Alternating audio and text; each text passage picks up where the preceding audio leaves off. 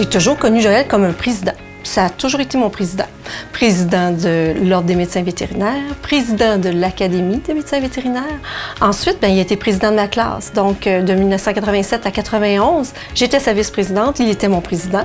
Joël, c'est pas un carriériste. C'est pas quelqu'un qui a dit « Moi, un jour, je vais être président. Moi, un jour, je vais faire ça. » Pas du tout. C'est qu'à un moment donné, les occasions se sont présentées.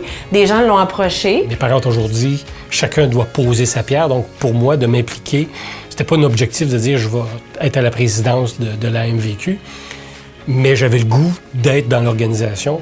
Bon. Et je me suis retrouvé à la présidence de cette façon-là.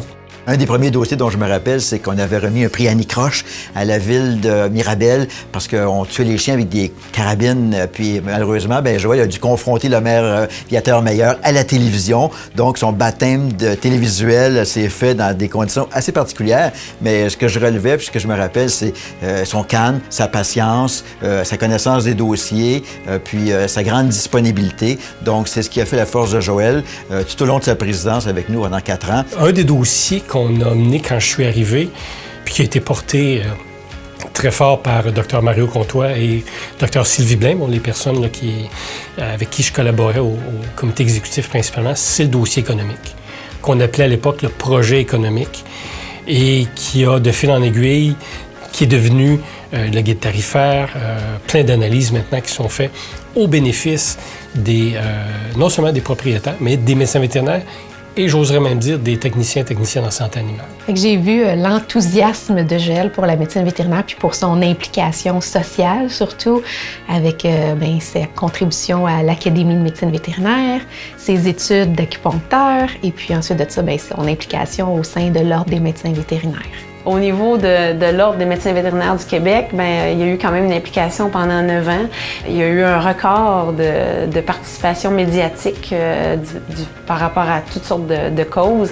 Le bien-être animal est important pour Joël parce que c'est sûr, c'est quelqu'un qui déteste les injustices, les abus, les mauvais traitements. S'il peut contribuer à améliorer le sort des animaux au niveau de la profession et dans le public et en santé publique, donc c'est un grand bonheur pour lui là, d'aider à faire sa part à ce niveau-là. Il y a peu de gens savent que Dr Bergeron n'a pas juste un rayonnement au niveau du Québec, il y a aussi un rayonnement à travers tout le Canada. Le prix du président de l'ACMV lui a été accordé en 2014 pour tout le travail que Joël et son équipe avaient fait au sujet de l'accord France-Québec et des répercussions que ça pouvait avoir sur tous les vétérinaires canadiens et même sur les vétérinaires nord-américains. Il est très bon pour dédramatiser les choses, puis toujours une petite touche d'humour qui est toujours bien agréable aussi. Pour moi, il a donné pas mal une partie de sa vie à cette profession, justement. Il en est fier pour avoir été capable de donner son temps, de partager son temps entre sa famille et sa profession, autant qu'il l'a fait avec l'Ordre, avec l'Académie, tout ça. Je suis fière de lui. Moi, je pense que Joël est trop passionné pour tout cesser immédiatement. D'ailleurs, c'est pour ça qu'il est encore impliqué directement dans le bien-être animal au niveau de l'Ordre des médecins vétérinaires du Québec. Puis je ne pense pas que sa carrière politique soit terminée au Québec. Définitivement qu'il va y avoir des choses qui vont se présenter. J'ai déjà encore quelques dossiers que j'ai gardés en main. Comité de bien-être animal, le comité de suivi du plan d'antibiogouvernance avec la stratégie québécoise, donc tout le travail sur l'usage judicieux des antibiotiques. C'est 2 dossiers qui me tiennent grandement à cœur. Alors, je suis encore bien content de pouvoir m'en occuper. Et après, on verra ce que la vie pourra nous amener.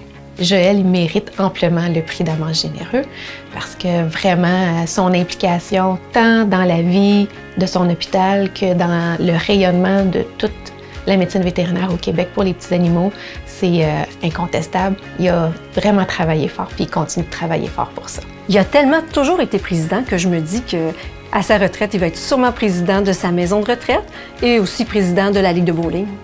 Joël, je suis très fière que tu reçoives ce prix aujourd'hui. Tu le mérites amplement. Et puis, donc, je suis fière de toi. Je t'aime. Tu es un patron tellement humain, tellement à l'écoute des autres, donc de tes employés, et d'une très grande générosité. Alors, félicitations pour ton prix, là. Tu le mérites vraiment.